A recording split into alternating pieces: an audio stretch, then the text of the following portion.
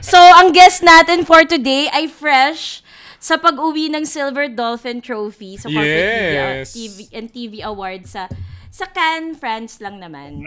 Dun lang naman. Sa lang naman, sa Cannes Corporate Media and TV Awards lang naman. Yes, pasensya na. May jet lag. Nasa Cannes ka ba, sir? Wala. Nasa Manila na ako. Okay. Hindi ba halata? Wala nang jet lag. Maliit na bagay. Hindi kasi very French yung lamp. Okay. Ang tagal na namin gustong i-guest yung guest natin today. Last year pa actually, di ba? Parang last year pa. Kasi yung mga audience ng Ang Walang Kwentang podcast ay generation namin. Yung generation namin. Lumaki sa 5 and up, mga ganun. Ngayon na ako in-invite eh. Hindi, as in, last sir. year pa. Last year pa. Hindi ko maalala. Pero at finally, nag-guest ka na natin. Nagtagpo ang mga schedule, yes. Yes. So, ngayon, sinabi namin kanina, meron kaming segment dito, yung nagbibigay ng letters, yung mga letter senders natin. Meron kaming kinanonize na mga santa. So, di ba, may mga santa para sa mga nawawalang bagay, para sa mga hindi magkaanak. So, yung mga santa namin, mas nakakatulong sa normal na, So, santa sa pag-ibig, santa sa sex, santa sa career, santa sa studies. Oo. May basbas pa ano bang gusto mo? Ano bang gusto mo doon? Ano na kasi namin tungkol sa career eh. Hindi nga, totoo. Meron kami 4 na santa. 4 na santa. Na totoong, recognized na hierarchy, church hierarchy. Yes po, si Santa Jolens po yung una. Ni Pope. Si Santa Jolens. Naniniwala siya. Galibot ko lang. Bawal mag-joke. Mataas ang patingin ko sa inyo eh. So, ngayon nakapag-adjust na ako. Hirap dito. Ibababa ko na. Hirap. Tayo? Ma-fake news tayo sa GMA nito. Sige. Dapat clue ko rin hindi Santa totoong Jolens. mga santa. Santa-santahan lang, yes. So, si Santa Jolens, ira din natin yon, galing kay Santa Jolina Magdangal. So, siya yun sa romance, sa pag-ibig. Sa sex, si Santa Angge, ira din natin yan, si Angelica Panganiban. So, si Santa Yani, hindi natin ira yon kasi tungkol din sa mga Gen Z. So, ngayon, Santa Lina of Job Street dati. Naabutan mo ba yun? Kung naalala mo. Hindi. Kasi nakapag-work agad si Atom. hindi siya dumaan doon sa Job Street. Doon ka nagsisend ng mga kapag nag-apply ka ng trabaho sa Job Street, si Lina of Job Street yung sasagot. Can't relate, never siya nag-apply. So kami kasi, nag-apply kami. Nag-apply kami. So ito na ang ating guest for today. Atom Araulio. Oh my God. AWKP debut. Yes. Baka VVIP ako today. Hindi ako magsalita dyan. So meron kaming 3 letters na bibigyan natin ng advice. Pero magbigay muna tayo ng intro. Kahit ano lang tungkol sa sarili. Pero bago yon, mag-hi muna tayo sa VVIPs natin. 113,000 tayo dito sa Zoom. Ay, bakit? 113 lang. Hirap mag-joke kay Atom. Huy! Hirap. Sige, 113 tayo. 100. Laban fake news. 13,000 tayo dito sa Zoom. Oo. 13,000 tayo dito sa Zoom. Tapos, if you want to be part of our live recordings, punta lang kayo sa angwalangkwentangpodcast.com. So, kapag meron kaming guest, like today, pwede kayong join sa live recording tapos mag-chat kayo dito. Part of your subscription will go to our beneficiary of the month. So, last semester, ito, Atom, totoo to Hindi totoo. Ito, totoo to. So, last sem, lahat ng mga nakuha namin from the VVIPs, nag-visit kami sa Santa Monica Public Elementary School. Tapos may ni-renovate kami, isang classroom. So, nagbigay kami ng TV, ng mga tsinelas, nagpa-football clinic, nagpa-Jollibee. Yes. So, thank you sa mga VVIP, sa mga fans ni Atom na nag-VVIP for today. So, makakatulong kayo sa beneficiary of the month natin na hindi pa namin alam ni JP ko. Ayun, wala yun. Hindi yun fake news. So, totoo yun. Napakabait nyo naman. Kami kasi yung next Santa, naka-line up. Naka-line up talaga. Nakapila. Okay, mag-intro lang tayo. Ako si Tonet at isa sa mga pinangarap ko talagang applyan dati yung 5 and up. Pero hindi talaga. I think... In-applyan? Ilang taong ka ba nun? Matanda ka na ba nung nagkaroon ng 5&Up? Ba't Uy, ka mag-apply? 2 years lang ang tanda ni Atom sa atin. 3 years. Same era tayo, ng 5&Up. Pwede ka mag-apply dun. Pero syempre, hindi na yun yung nanay ko. As cast. Oo. Nakapasok ako sa Batang Batibot. Kilala ko kung sino yung favorite mo sa 5&Up. Sino? Nakarinig ako ng alingas-ngas. Si Jolly ba to? Hindi. Sino? Baka one-off lang. Yung isa kong barkada, si Ayan. Oh my God. Kinikilig si Tonet. Bagets, Wala, kinikilig siya. Hindi nakapatinig sa amin yan. Hindi no. Alam mo, nauna ako. I was first in line. Wala na eh. Family man. Alam mo si Jolly is Taris ha. Ikaw nagigigil ako sa'yo, Jolly ha. Anyway, yun yung intro ko. Bago mapunta pa tungkol sa akin. Ba't kilig na kilig ka, te? Uy, hindi to. Wala to. Hindi ko na alam kung ano yung totoo na hindi eh. Okay, ako si JP at katulad ni Atom, graduate din ako UP. Yun lang yung pareho namin. Yun lang yung pareho namin ni Atom. Ikaw naman mag-i-intro. Anything about you? Ako si Atom.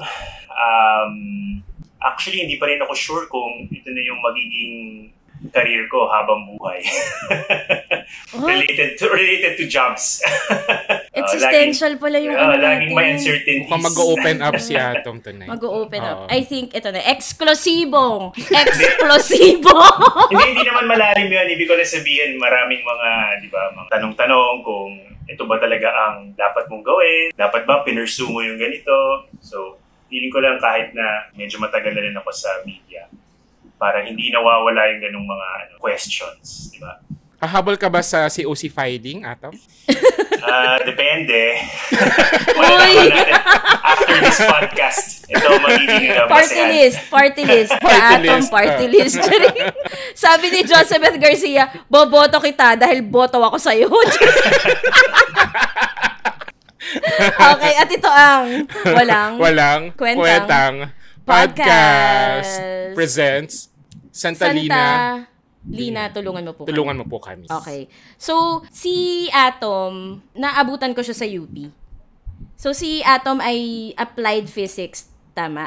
Pero yes. So, baka pwede later masabi niya, bakit from applied? Tapos, pisay si Atom, tas applied physics sa hindi yun yung pinili mong path. Pwede pala yun? Di ba dapat? Hindi science. Hindi.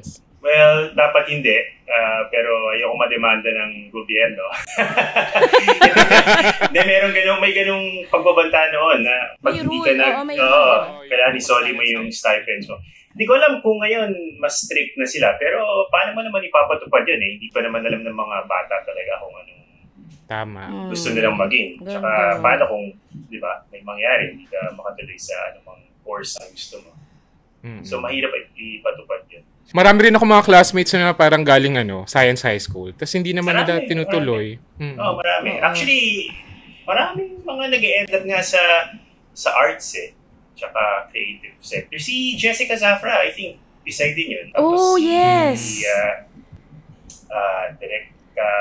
anyway. Hindi ko maalala yung pangalan niya ngayon director ng Pisay, James tsaka Cameron. ng pagdadalaga, si Maximo Olivera. Si Oreus. Direct Si Kanaka na ngayon. Kanakan Balintagos. Kanaka na siya. Okay. Para sa kaalaman ng lahat, so pag Science High School ka, so Philippine Science High School, iba pa, Manila Science, Masay, Maksay, kailangan pagdating mo ng college, ang course na pipiliin mo ay science. Ini-encourage yung mga estudyante. Tsaka parang merong kontrata na ganun. Pero yun nga, tulad nga na sinabi ko, tingin ko na-realize nila na hindi mo rin talaga makokontrol yun. Oo. Agree. Pero ako tingin ko naman useful yung science education for anyone. Yun na nga, di ba? Ako, media ako, tingin ko naman nagagamit ko yung science education. I'm sure kahit mga writers or directors will agree na, I don't know, somewhere deep down inside, useful yun sa kanila. Totoo. Agree. Kahit nga minsan kapag nag-work ka na, para mapapaisip kay, tama ba yung course na kinuha ko? Diba? Oo. Like me. Mapaisip ka, saan ko kaya pwedeng magamit yung Pythagorean theorem? Diba? Yung cosine. Sine, cosine, tan. Alam mo yung math 2, nag-math 2 ba kayo nung sa UP? Nag-math 2 ako. Yung Uno everyday ako sa math life na math? Uno ka? 2. Uno ako sa math 2. Sorry. Imposible. Kasi fractions lang yun eh. 1/2 plus 1/2. Edi 1. Yun ang math 2. Ang galing. Ang talino ko dun.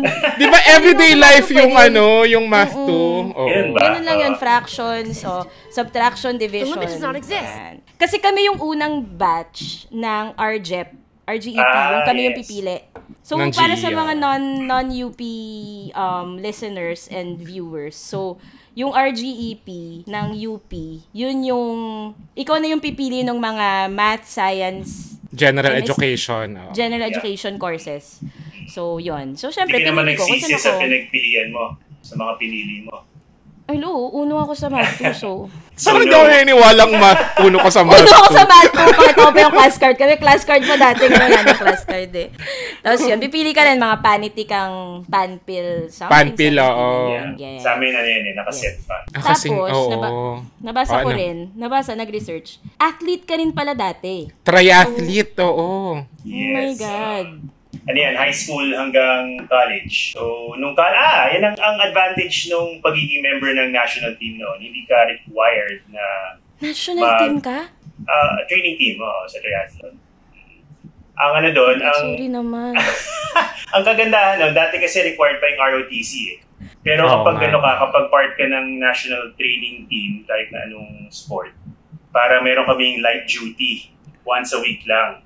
Tapos ang trabaho namin yung tagalinis na kami ng mga, kalimutan ko anong opisina yun eh. Basta marami yung ginagamit ng mga nagdi-drills. Kami yung tagalinis. Vanguard, yun, sa Vanguard. Sa UP, oo. So, yun ang kagandahan nun. Okay. Hindi ako nag-master. So, ano pa yung... Nag-compete ka ba sa mga Hindi naman, oo naman. I think meron talagang binibiyayaan si Lord na nasa kanya ang lahat. Hindi, Ano kaya hindi niya pwedeng... Magaling ka ba magluto? Hindi. Buti na lang. Thank you, Lord. Thank you! Kasi, nung bata kasi kami, yung AirPods ko, nag-aalala siya na kung may mangyari sa kanya, baka hindi kami makapag-aral. Kaya pinag-sports kami ng kapatid ko. Para sakaling may mangyari sa kanya, pwede kaming mag-scholarship. Yun ang yun ang kanyang thinking. Oh. Kaya bata pa lang kami kung ano-anong sports na yung pinasok namin. Nag-carry over na lang yun hanggang college. Naka-pro meal ka ba nung bata ka? Hindi. Hindi? Iba yung Kasi ako eh. Oo. Ako kami. Ako rin ata. Pro meal yung gifted children, di ba? Feeling ko hindi siya Hindi ka Iba Feeling yung ko sa'yo. Milo, tsaka Ovaltine. Iba. Sorry sa Ovaltine. Ang galing. Alam mo, feeling ko may certain, ito totoo to hindi to etchos. Feeling ko may certain angat yung mga athletes or yung mga student athletes. Kumbaga yung training na ginawa nila as an athlete, na-apply nila yon totoo sa yan. trabaho. Wala, pag athlete talaga iba yung kahit saan man Focus, sila isabak na field. Oo. Iba yung Parang may go-getter attitude. Actually, di ba, lagi naman sinasabi yun na maraming parang benefits yung pagiging athlete. Pero parang ngayong mas may edad na ako, napatunayan mo na yung, hindi lang yung disiplina, di ba, merong disiplina ng sports, tapos pagiging competitive, hardworking. Pero yung mental rin fortitude, yung parang may toughness na parang sanay kang natatalo, gano'n. As may idea ka na kapag hindi ka nag-work hard, magiging kulelat ka, yung mga ganyan. Tsaka hindi din, malaking tulong din yung kunyari stressed ka sa ACADS. Pero alam mo na hindi lang naman yun yung ginagawa mo. So parang merong na-take yung mind mo off of those things. Parang all of these little parang things that make you a successful athlete. Sobra din siyang useful everywhere else, including the professional world. Totoo, iba yung discipline. Nung nagta-10-20 ako nung bata, yung iba talaga yung discipline ko nung nakapasok ang UP. Ano yung 10-20? I'm sorry. Ala. Ano yun? Yung sa Yung sa Chinese garden. May mother. Yes. So, nung pumasok ng UP, kailangan mother ako. Okay. Oo. Gets. Yung 10-20 triathlete. Pero iba rin yung fortitude. Iba ang fortitude talaga ng mga nagte-10-20. Iba may ano sila. Certain grit. Minsan hindi natatalo. Oo, yung grit, grabe. Okay, doon na tayo sa ating letter set. Tatlo lang. Sige. Ito yung first letter. Maiksi lang siya. From Anonymous. Dear Santalina, paistorbo naman dyan. Hi mga ka-eme, pahingi po ng tulong. Would you rather keep your high-paying corpo work here in the Philippines or go to other country and earn the same thing? I need your opinion. Malapit na ang visa interview. Hulo! Kailan pa to? Urgent pala to. Pumunta kaya siya ng visa interview. Pasensya na kung ngayon lang namin nabasa Sana abot pa. Same paying, but overseas. Depende. Ako. I mean, normally you would think na mas attractive yung offer sa ibang bansa kasi mas mataas ang offer. Yun ang number one na come on nun. So I can't imagine why you would consider. Unless para meron kang maisip na parang vertical mobility na ma-achieve mo doon na hindi mo magagawa dito. Pero I think in general, alam niyo nung nasa college ako, parang na-inculcate talaga sa akin yung need ng bansa para sa mga professionals. Sa field ng science, definitely science and engineering, whatever. Pero everywhere else, kahit creative, medical, or whatever. So, alam ko na hindi madali na magtiyaga sa Pilipinas, especially for a lot of people who are not in my position kasi ako, medyo komportable naman ako. Nagigets ko yung temptation, or not just the temptation, but the idea na parang mas makakaangat ka sa ibang bansa. So ako, if the offer is not that big, napaka-practical, no? Para mas maraming positives yung magstay dito Not just for yung contribution mo, kung nandito yung mga friends mo, nandito yung family mo. Support system. Alam ko, malungkot sa ibang bansa. So unless may tinatakasan ka dito, hindi ko malaman kung bakit mo pipiliin magtrabaho sa ibang bansa. Baka nasa-stress siya sa gobyerno. Jowa. Kung inausapin, edi alis ka. Naku, yan na. Ayan na. Na-trigger na si Atom. Valid yun, Oo, valid yun. Nakalimutan ko actually. Marami nga akong kilala na ganyan actually. Pero ang inisip ko kasi yung kung ganun kasi for good na yun di ba? Yung talagang magmamigrate na. Kung ganun, parang starting a family, etc. Maybe. Pero saan? Meron ka bang support system doon? Gano'n ka stable ba yung trabaho na yun? Nakapasaya pa rin naman dito despite everything. Totoo. Panoorin mo na lang sila mag-away-away, ganyan, yung nasa gobyerno. Ako naman feeling ko dapat seryoso, dapat mag-compute siya. Kasi kung pareho lang yung sweldo niya dito tsaka doon, hindi naman pareho yung cost of living. Kasi for example, Switzerland pala. Diyos Wala na. Diyos mio marimar. Pero bakit pareho? Bakit pareho yung... I think ang gawin niya, maghagal siya ng presyo. Ng sweldo. Bakit pareho? Oo nga. Bakit naging pareho? Anyway, hindi niya sinabi. Hanggang doon lang. Sana hindi pa siya nakakaano ng visa. Pero I think, ituloy lang niya yung visa. Oo, lagi naman, pwede naman siya bumalik. Hindi naman hindi naman yun off the table. So, try nga. Baka makatulong pa sa resume, I guess. Depende kung ano. Reference. Tsaka kapag arts kasi, kapag kunwari nasa arts ka, like kunwari film, parang na-try ko parang pag Pinoy ka, tapos kunwari mag-work ka sa ibang bansa. Like for example, Thailand o kaya Vietnam, ganyan, na iba yung language. Ang hirap, parang ang hirap i-balance So yung mga ganong klaseng considerations. Saan ka mas makakapag-pursue ng gusto mong gawin talaga in terms of career, ganyan. Marami siyang kailangan i-consider. Oo, ang dami kasing factors kung yung sweldo lang offhand parang doesn't make any sense. Pero marami pa kasing ibang kailangan i-factor in. Okay. Depressed dun sa sa gobyerno. Okay, sa gobyerno. Pero kung kung ako sa kanya, umalis na siya kung same lang din. Kasi yung kapag nakikita ko yung mga nag-file ng COC, parang, alis na tayo dito. Minsan nga, nakaka-depress. Pero... Oo. Pero sa isang banda, kailangan bumoto. Totoo. Anyway, hahaba kapag napunta tayo. Ang dami na natin sasabihin.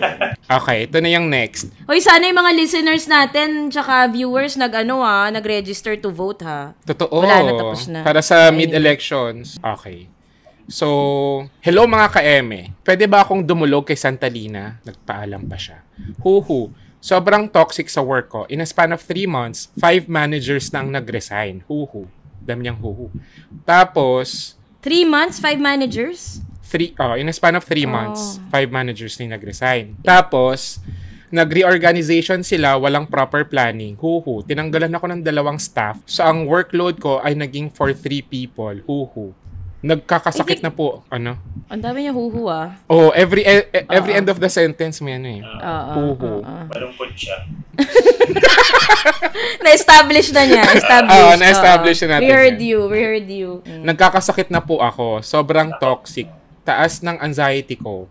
Nagsusuka na ako halos everyday dahil sa anxiety. Oh my God. Tapos lately, nagkaka-suicidal thoughts na rin ako. Oh my God. Okay, so nag-submit ako ng resignation letter kanina. Oh my God, kailan kaya? For 3 months, tiniis kong maging one-woman team. Hindi ko na po kaya. Mali po ba na nag-resign ako nang wala pa pong mapupuntahan na bagong work? Natatakot ako mabakante, pero mas natatakot akong magka-relapse ng depression. I'm a BS Accountancy graduate from UST. Hindi pa po ako CPA, pero nag-take na po ako ng boards noong 2019 and unfortunately failed. Natatakot talaga ako mabakante. Parang hindi ko afford mawala ng trabaho. Pero anong gagawin natin? May trabaho nga, nagkakasakit ka naman dahil 7 a.m. ang clock in, tapos halos araw-araw OT hanggang 7:30 to 8. Oh my God, ba't naman ganun? May ganun pala? Parang 12 hours yun. Okay. Santalingat, tulungan mo po ako. Hala. Wow, shucks. Sana man lang bayad yung OT, di ba? Hindi, clearly, kung gano'n na yung situation niya, mas mainam na mag-resign. Health is wealth eh. Tsaka, parang yung part na yun is emergency eh. Unfortunately, kailangan niyang maghanap ng sana meron siyang konting ipon. Pero it sounds like a very bad workplace. So parang the sooner you can leave that place, the better. Yes. That's what's in my mind. Totoo. Agree. Huwag ka na manghinayan kasi nasubmit mo na eh. Hindi mo na pwede mabawi. Totoo. Actually, pwede mo pa naman bawian, pero okay na. Kasi di ba parang kunwari, kung may sweldo ka nga na malaki, maayos yung natatanggap mo na salary. Di natin sure nga kung tama yung salary na natatanggap niya. Pero kung may pera ka nga, dahil may trabaho ka, pero yung pera na naiipon mo, pang hospital mo din. Hindi wala rin. Bilis ng ating mga sagot galing sa ating mga panelista. Charing. Okay, next. From Anonymous ulit. Isa po akong licensed engineer, graduated and got my license last year. Congrats. Currently employed, pero yung line of work ko hindi related sa course ko at syempre, hindi ko nagagamit ang license ko. After passing the boards, I tried applying sa semicon, pinangalanan niya, and other industries, companies that I think fit my skills and academic background. Pero, puro almost or dinecline ko kasi low yung offer. Gustong-gusto ko magka-work agad kaya in-accept ko yung feeling ko fair offer and works with my previous experience. Bali, working student din ako and had an experience as a customer rep. Nabuo sa isip ko na 1 year lang ako sa current work ko and I want to pursue a different career. 1 year. Iniisip ko kasi baka red flag sa next employer ko if less than a year lang ako nagstay. On the flip side, nanghihinayang ako sa panahon na igugol ko sa current company ko. Nasa sales po pala ako ngayon and I think my question is, kailangan ko na ba humanap ng ibang opportunity that will lead me to my dream job or spend a year with my current employer? Thank you agad, mga HR and social workmates dito. Uy, nahirapan si Sir Ato. Nahirapan siya. Nahirapan. Kumunot na ang noo. Bakit siya, dahil sa gusto niya maghanap na ng ibang trabaho? Oo, kasi hindi yun yung dream job niya. Pwede naman siya mag-apply habang nandun pa siya sa luman yung work, di ba? Yes, gawain din yan. Ganun na lang. Simple as that. Walang paalam. Actually, ganun naman ang a majority of people I know, di ba? Ganun naman ang diskarte dyan eh. Pag hindi ka naman ganun ka-happy, hanap ka muna ng mapaglilipatan, tapos saka ka mag-resign. Totoo. Mapapansin mo yan kapag yung office mate mo parang bihis na bihis, no? Bihis na bihis. Galing interview. Oo. Bakit parang semi-formal ka today, te? Ba't nag-wake up ka ng konti? Tapos alis siya ng half day. Alam na yan. Minsan kailangan ng fallback. Di naman kasi lahat In fairness sa kanya, inisip pa rin niya yung current employer niya. Pero kasi I think yung isang question niya ay, parang mababad shot ba siya sa next employer niya pag makita na 1 year pa lang siya sa current job niya, umalis na siya agad. Kumbaga nagja-job hopping siya. For you, someone na meron ng position, is it a minus point for the tingin ko it might be. Pero maliit na detalye na lang yun kung qualifications naman niya ay stellar. Or you can always say, parang, I found you. Diba? Ang ganda. Yung sabihin sa yung HR, I found you. I found you. Diba? Kung matanggap siya dun sa bago niyang kumpanya. Pero, alam mo, palaisipan din sa akin yung konsepto ng job hopping. Maybe I'm part of a different generation. Hindi pa quite as agile as the younger workforce now. Kasi mas willing na mag-take ng risks yung ngayon. Yung tama ba ako? Nag-generalize. Totoo. Yung mga Gen Z. Yeah. Sa amin kasi, pag pumasok ko palibhasa, ilan lang din yung mga kumpanya na pwede noon. Lalo na sa field na pinasok ko. Pero meron ding feeling ng may wait and see feeling. So ako, pag natatanong ako ng ganito, kasi medyo familiar yung kanyang dilemma eh. Parang ang tendency ko siguro dahil sa product ako ng generation ko, parang mas willing ako to wait it out. Ano ba naman yung maghintay pa ng konti hanggang sa meron talagang offer na klarong-klaro na mas maganda doon sa current na trabaho mo. Unless miserable ka doon sa yung kumpanya ngayon. Tulad nung kanina nagsulat na talaga ibang sobrang toxic. Kasi minsan it takes a bit of time eh. You have to let it kumbaga play out na hindi ka sure, para medyo hindi ka happy, pero may mga bagay na kailangan mong tignan muna kung anong mangyayari once things settle down. At least yun ang yun ang tendency ko o yun ang aking yung feel ko for the situation. Yeah. Or instinct, yun ang yung instinct ko. Pero again, may mga kilala ko na talagang wala pang 2 buwan. Na agad. Alis na. To the next. Na. And sometimes you see that they're doing well. They find their dream job. Pero stressful din yun. So I guess depende rin sa risk appetite mo. Oo. Totoo yan. Depende rin sa trabaho kasi 'di ba yung mga IT, I think pwede silang parang yung mga IT parang pwede parang 3 months exit na tapos apply ng bago. Depende rin eh. Pero kung engineering, paano nga kaya? May na-interview ako na nagtrabaho bilang scammer sa Pogo. 2 weeks pa lang nag-resign na siya. so in those situations, bakit kaya? I wonder. mukhang grabe rin yun. Medyo dark yun, so I don't know if I should go there. But in any case... Hindi! Palakihin natin to. Palakihin natin natin. Ano yun? Tumaka siya kasi talagang parang slave labor yun eh. Hello. Actually, nakakulong sila sa loob nung hub. Sa Bamban ba? Hindi. Sa Tarlac. Sa Porac. Tapos ayaw sila palabasin. Kaya tumalon sila dun sa sa bintana. Okay. Okay naman sila. So, nagkakwento ko to with a smile kasi they ended up okay. Pero, there are really... may mga panahon na alam mong kailangan na talaga mag-resign. Totoo. Pero kung okay ka naman sa kung okay ka naman, tapos parang ka lang sure, parang you can let it play out. Especially, wala ring kasiguraduhan kung saan ka mapupunta eh. Kahit na dream job mo yun, paano kung you have a boss from hell, or malasin ka, di ba? Pero I would say, kung medyo, lalo na yung listeners, medyo mas bata-bata, okay din to take risks habang nagsa-start ka pa lang. Parang meron pa kayong ganung leeway kesa yung stuck ka na dun sa trabaho. Yeah, agree. Siya lang din kasi makakaalam nun kung worth it pa yung pag-stay dun sa company. Ang difference naman kasi sa kanya, wala namang offer dun sa dream job. Correct. Oo. Wala namang offer sa dream job eh. I mean, iba yung kapag the dream job comes calling, di okay yun. There's reason to leave everything behind. Pero ngayon, hinahanapan niya yung dream job. So habang hinahanap yung dream job, for me, bago dumating yung time na tatawagan ka na ng dream job, nire-ready mo na yung sarili mo. Pag tumawag yung dream job, wala silang ibang choice kundi tanggapin ka. Kasi wala yung experience na nag-gain ko bago ako tawagin ng dream job. Taob yung ibang mga applicants kasi ready ako sa experience ko. Kaysa dream job ako to.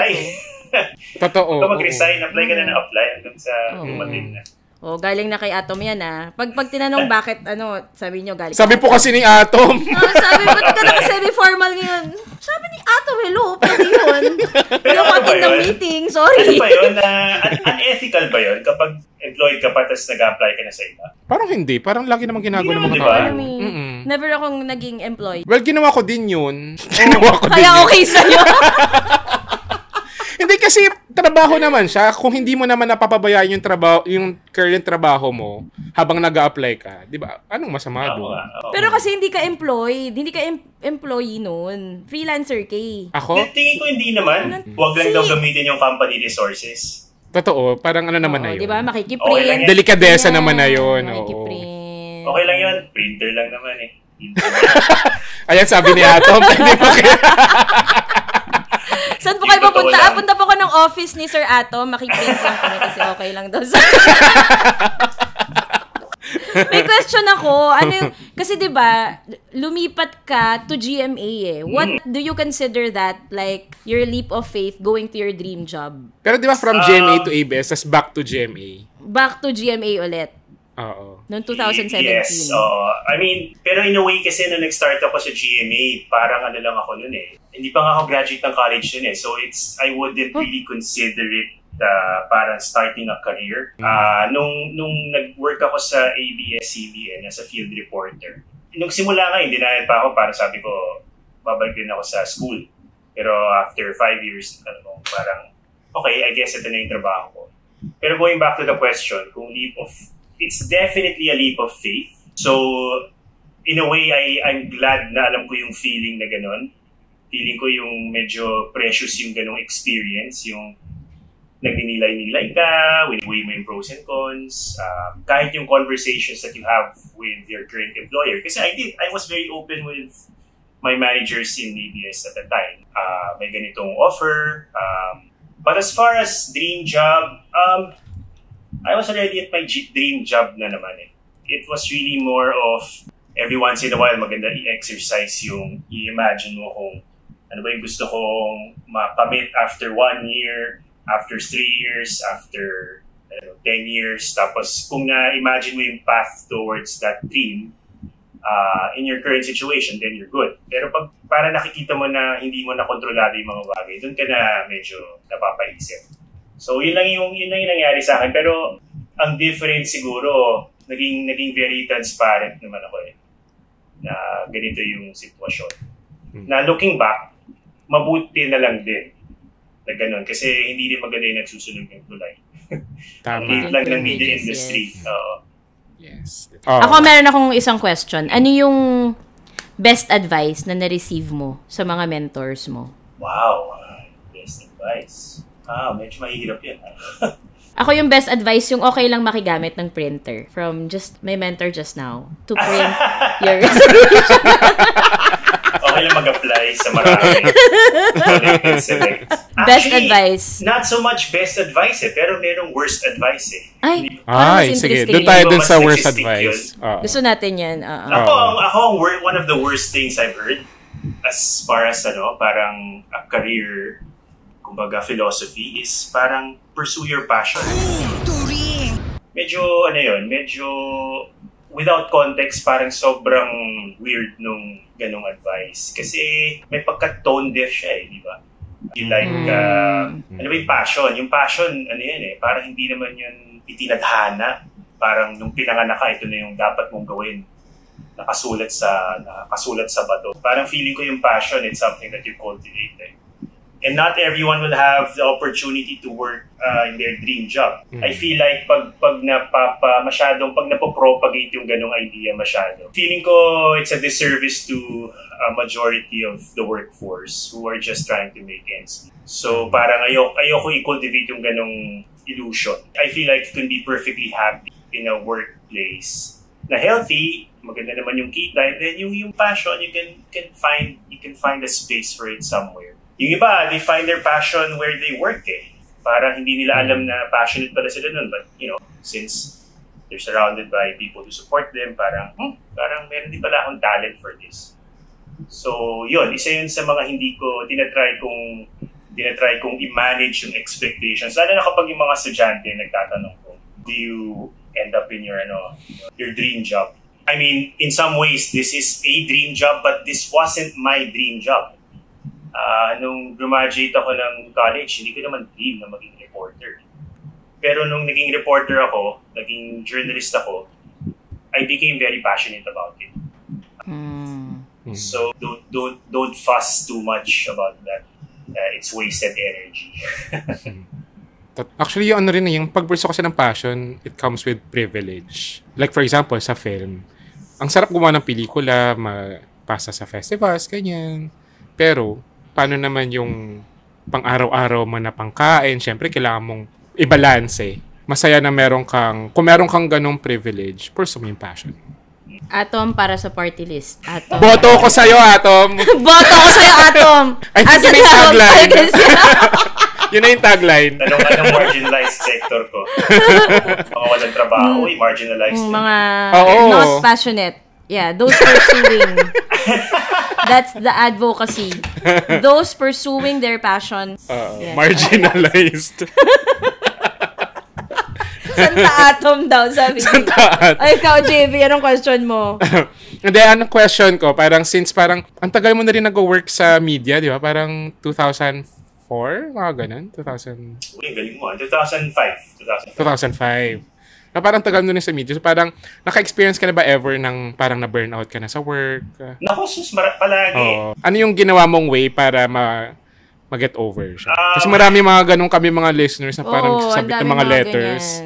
Mga na-burnout. Alam nyo, again, parang medyo swerte ako in this respect Kasi parang tingin ko ang burnout hindi necessarily din sa workload Na-burnout ka kapag wala ng meaning yung ginagawa mo So, kahit na madugo yung trabaho, maraming mga, actually wala kang oras sa media para talagang dire-diretso. Totoo. On call. Oo. Wala holidays, etc. So, mapapagod ka rin talaga. Pero parang every once in a while kasi meron tong nagagawang storya na feeling mo nagkaroon ng impact sa buhay ng kahit na isang maliit na community. So, parang doon na-energize ako doon So parang nababalanse ko kahit papano. Ngayon, may mga panahon din na medyo yung stress levels through the roof. Ako tingin ko, baka dito rin pumasok yung another piece of advice. Actually, it's not so much a piece of advice, pero something na natutunan ko. Huwag kang gumawa ng decisions kapag galit ka o stressed ka. You will be... Si Tonet laging galit Yeah. You will be surprised how clear-minded you can be after a good night's rest. Yung mga parang angry emails na ilalagay mo lang muna sa draft. O kaya isi-schedule send mo para the next day pwede mo pa i-cancel. Kung feeling ko, kailangan ko pa rin siya i-send bukas, isi-send ko siya. And 90% of the time, hindi mo na siya kailangan i-send. So, I mean, parang isa yan sa mga secrets to longevity in any career kasi you're always going to have to work with all sorts of people and matira matibay dyan. So yun, isa yun sa mga parang ways of preserving your sanity. Ito question ko. Siguro may last question bago si JP. What's that one trait na you think young people should have to be successful in their career or to get where they want? That's one trait. Time's up, charing. Kung 10 years ago I would say passion. Ngayon, I would say patience. Ganda. Love it. Kasi habang tumatagal, you don't sweat the small stuff. Yan ang isa sa mga most precious pieces of advice na narinig ko. Kahit nga sa personal relationships parang maraming hindi na nag-uusap dahil sa nag-away sila about something really big. Pero after a while, parang you realize, parang ano ba naman yun? Parang you don't sweat the small stuff. The same way with the work environment. Have a clear idea of what you want to achieve, ano yung mga non-negotiables mo, yung mga prinsipyo mo na hindi mo talaga pwedeng baliin. And then the rest of it is just small stuff. Yan ang tingin ko, malayo ang mararating mo with just that. And then of course, syempre kailangan maging hardworking ka rin. Obviously, syempre importante yung passion. Pero yun, chillax ka lang. Kahit nga yung goals mo yung mga minsan kasi pag hindi mo na-achieve yung goals mo, yung iba nag-spiral into depression, baka naman kailangan mo na maghintay ng konti. Darating din. Ganda. Tama Ganda. Ganda ng patience. Di ko na ano yun. Didn't see that coming. I think it comes with age din talaga. Parang kapag, hindi, di ba kapag, Totoo yan. Ang hirap kasi malaman yun kapag bata ka pa, yung patience. Walang meaning yun pag bata ka pa sa totoo lang. Oo. So, ngayon nga ako pera. Dati parang passion. Pero pera. Pag bata ka, hindi totoo yung sinabi ng Bini na ang buhay ay hindi karera. Pag bata ka, karera. Oo. Diba? Pag nakita mo yung mga tao, karera to. Pero syempre, yung wisdom manggagaling sa, shit. Pero ito hindi to original thought. Pero karera, pero anong klaseng karera? It's not a 100-meter dash.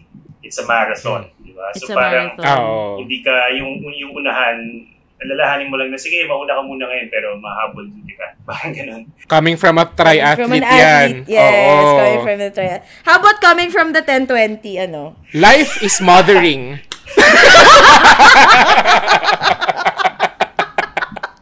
Kailangan mother ka lang forever. Ang ganda nun. Ang ganda. Diba? I thank think you. yung party list talaga.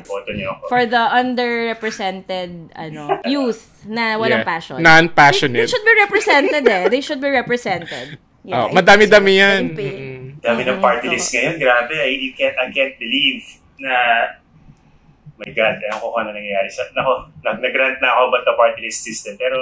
Sobrang dami naman talaga. Para naging iba na, Parang years ago, nung ginawa siya, very, tama na may party list. It's a party. Ngayon kasi kahit mga traditional politicians, party list na rin. Totoo. Doon na ba tayo pupunta sunod? Tsaka ang dami yung para kunwari, like for example, OFW, ang dami. Oo. Just goes to show na meron talagang fundamental problems na kailangan i-address. Yeah, so yung sa kanina letter sender natin na yung gustong umalis na I think... Go! Go na! Can we change our answer? We support you. Oo, tawagan na namin embassy na yan. Ano ba embassy yan? Sabi namin, ka na. Tasama mo kami.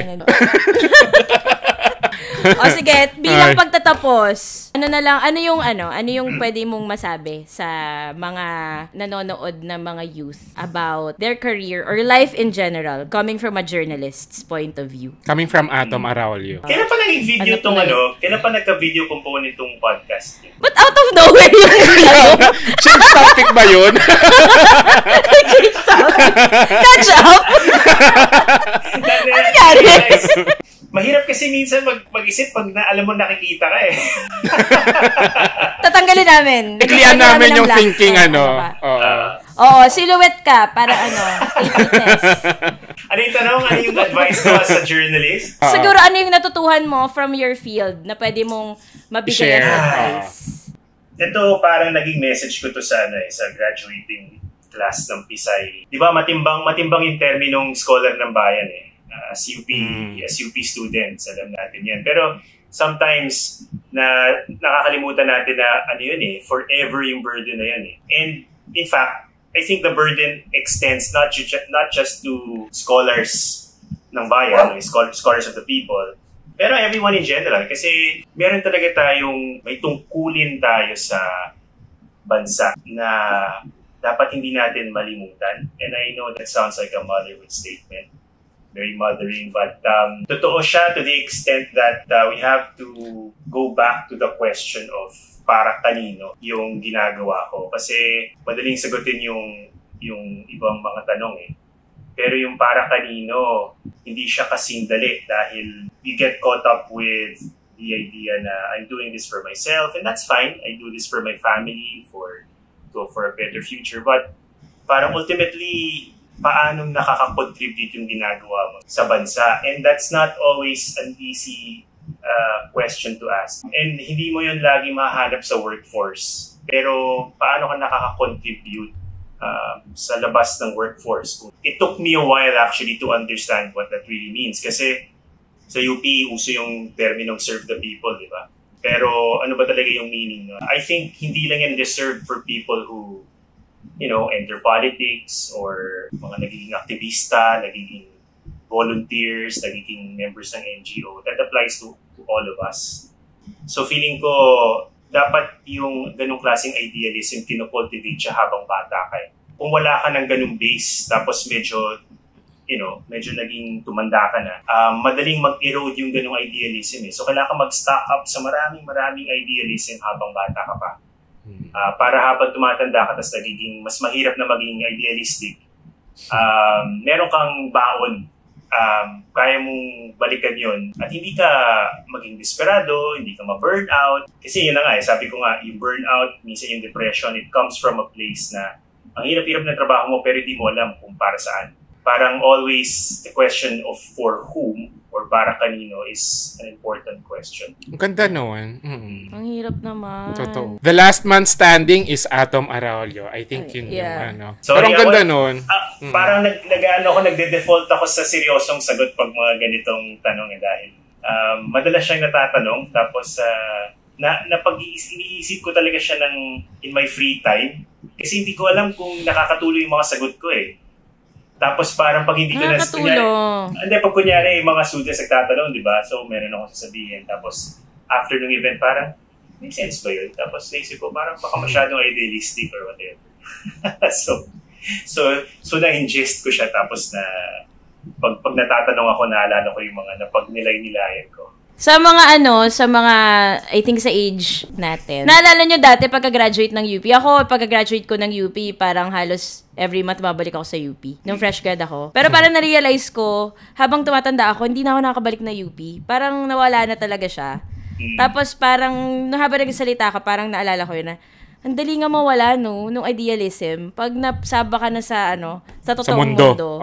So siguro, tayo na parang mas matatanda na, kumukuha tayo ng idealismo dun sa mga mas batang katrabaho natin. So yung mga nakikinig sa ating mga Gen Z, yung millennials, hindi nyo alam na yung idealismo nyo, nakakahawa siya, hindi lang sa mga ka-age nyo, pero para sa amin na nawala na yung idealism kasi nga malupit yung mundo eh. Alam na namin kung paano boboto kami, ganito yung mananalo, mangangampanya, magre-register, tas ganito, tas wala cycle. Pero pag nakikita namin yung mga bata na hindi may idealismo pa rin sila. Oo, sa inyo kami humuhugot. Kaya nakakalungkot, actually nakaka-depress minsan pag nakakarinig ka ng desperation from young people eh.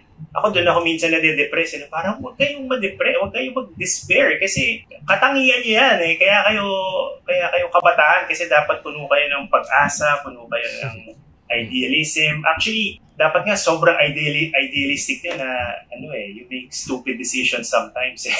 Di ba? Yeah, be reckless. Totoo. Kaya okay na maging reckless kasi take ng risk. Bata pa kayo, okay mag-take ng risk. So yun, tama. That is precisely my thought also na even in what we do sa mundo ng journalism, grabe, napakadaling mawalan ng pag-asa kasi parang 10 taon na ito pa rin yung storya natin, wala naman nagbago. Actually, ang question pa nga medyo nagiging existential na parang may silbi ba talaga tong journalism na to ang dami namang pwede ng panoorin ngayon parang there's so many other platforms. Hindi mo parang nanay o tatay na, hindi, ito importanteng malaman nyo to, pero parang importante ba talaga? But it's really the younger generation na nakikita mong talagang sobrang sigasi, go-getters, yun yung nakaka-energize din. Kahit sa film parang, I think nagkaroon kami ng ganitong discussion nung after nung election, na parang, ano pa yung power nung film? Ano pa yung power nung ginagawa natin mga pelikula kung paulit ng paulit yung history? Tapos makakita ka ng mga short films na gawa ng ng mga Gen Z na tinutuloy pa rin nila yung paggawa ng mga pelikula na may advocacy. So parang minsan magigising ka na lang din talaga na okay, may kailangan pang laban, may kailangan pang may pag-asa pa. Ganda. Ba't parang naging may kwenta naman to. Ibalik natin. So, this is the My Kwentang podcast for today. Thank you, Atom Araulio, sa episode na nabago yung title for today's video. Ang My Kwentang podcast. Buti na lang video to, kasi nakita nila yung mo. Kung gaano ka kapassionate.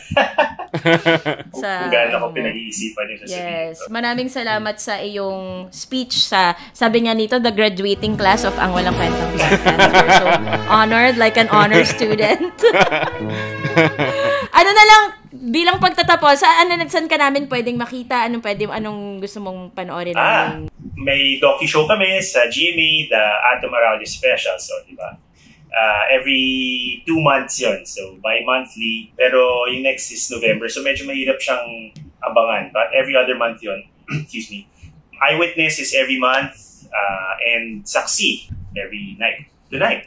Kaya mamaya. Ito na. Friday, yes. Oo. Congrats ulit sa sa Cannes. Sa Thank you. Win. Ang galing. Suki na. 2022 Oo nga, na yung una mong gano'n, no? Second na. So, another 2 years ulit, meron ulit. Para. Thank you. Thank you sa Thank you, pag-stop Salamat. dito. Maraming salamat, Yes. finally. Karangalan. Okay. Karangalan ko na. Next siguro, yung reunion yun ng 5 and Up, pwede dito. Sure. Unahin na natin si Ayan. Charing! Hoy, bigyan mo raw ng role si Ayan. Sabi ko mag-workshop na siya kasi isipan natin siya ng magandang role. Kinikilig si Tonet. Nakakainis. Thank you so much. Grabe Thank you, yung Atom. Kaya namin dito, first time ang daldal nila. Hindi ang ganyan. Kaya nga eh. Good night, sir. Thank you. Till next time. Thank you. After 10 years uli. Okay. Ayan. Taray. Naiyak-iyak pa nga ako eh. Buti na napigil ko yung luha ko. Napagana yung utak ko tonight. Ang babaw talaga ng luha ko sa mga Sa mga... Saan? sa mga usaping idealismo. Totoo na. Pero ako siguro after tonight, siguro ang nakuha ko dito ay aalis na ako ng Pilipinas. Oo. I think makikigamit ako ng printer sa project. Meron ba kayo? Hoy! Meron kami! Akala mo sabi. Kapala mukha mo.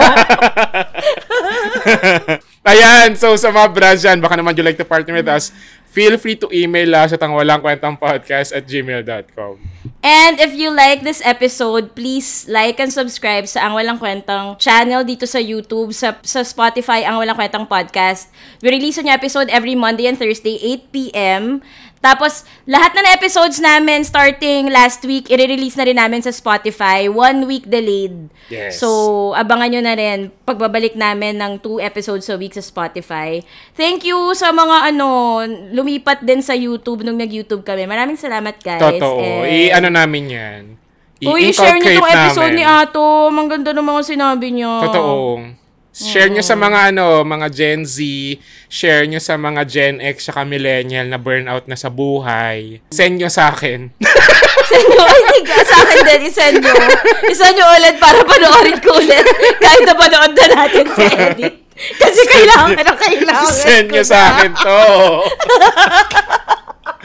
Parang awa nyo. I think gawin na nating santo si Atom. Our first lalaking santo. Sige na nga. Maglalaking santo na tayo. Anong niya? Anong tawag doon? Ang santo ng... Anong moniker niya? Moniker. Para sa mga sports related problems. Bakit? Ang random. Ang galing. Ba't ganun?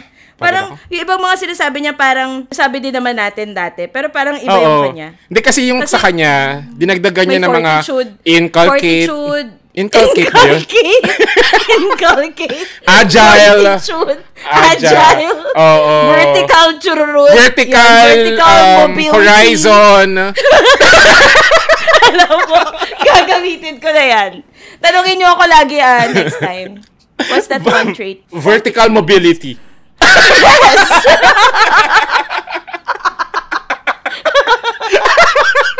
Ano ang ma-advise sa ating letter sender? Hindi na yung communication is the key. Vertical mobility. Kahit wala. Ako, be agile. Inculcates.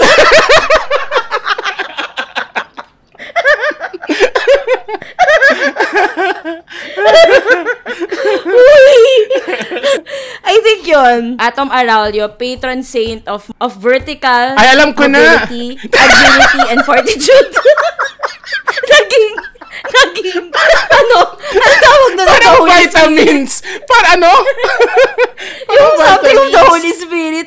Yun yung mga ano ng Holy Spirit eh. Yung Hail Holy Queen, Mother of Mercy. Gago. Tapos, kung ano, feeling ko kahit ganon, ang dami pa rin magsusulat ng letter kay Santo Atom. Kahit vertical mobility, patron saint of vertical mobility, gagawa sila ng problema. Dear Santo Atom, hindi ano ako ba? mobile eh.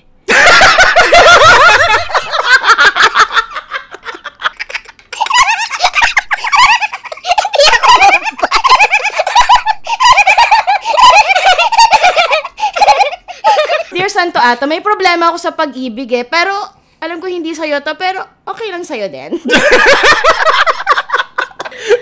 Or ano, Dear Santo Atom, hindi ko alam kung para sa'yo to, pero boto ako sa'yo. Kahit wala akong problema eh, Santo Atom, pero gusto ko lang sabihin sa'yo ang boto ko. Kuya, 1 point po para kay Atom because he has mobile agility.